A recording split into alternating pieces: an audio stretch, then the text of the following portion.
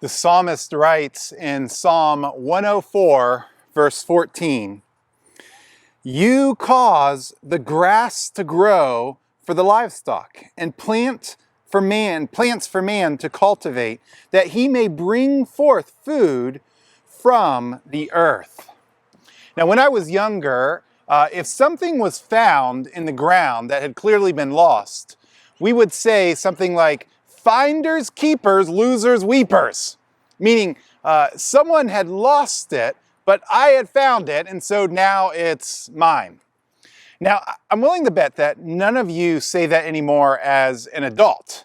You're not likely going to walk out there with your spouse and see $1 on the ground and say, "Finders, keepers, losers, weepers." But even though we don't say that anymore, we probably still think something like that. That's because we all fall into the trap of thinking that what we've found, whether it be on the ground or through purchase or through inheritance or anything else, we think is ours. We say, "It's my life, it's my choice, it's my job, I earned it, it's mine, mine, mine." And while the job title may have your name on it, and the house may have your name on the deed, and your family may have your last name, the reality is that it is not truly yours. Ultimately, it is God's. You may say though, "But Kyle, I earned that money with my own hard work." And that may be true, but it is God who gave you the ability to work hard. And it is God who caused all that stuff to grow so that you could then work and prosper from it. And the psalmist says that you, God, caused the grass to grow. It is God who set things in motion to work. It is God who makes things produce. In Colossians chapter 1, Paul talks about how Jesus is the creator of all things. All things were made by him, through him, and for him. And now with this in mind, can we really say that something is genuinely ours? Can we truly say that the house that we live in, that we bought, with our money, but is it truly ours? Can we truly say that the job that we have is really ours?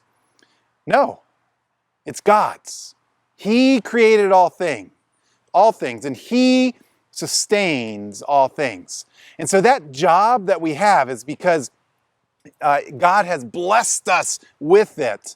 And it's all because and through Jesus Christ. And so what's the big deal about knowing this?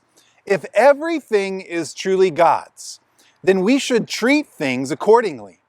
That job that we have, that God blessed us with, should be treated in a way that glorifies God, not us.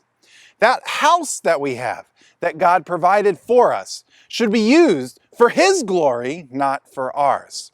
The children that we have, which may have come out of your own body, are still because of God and should be treated as God's and not solely ours.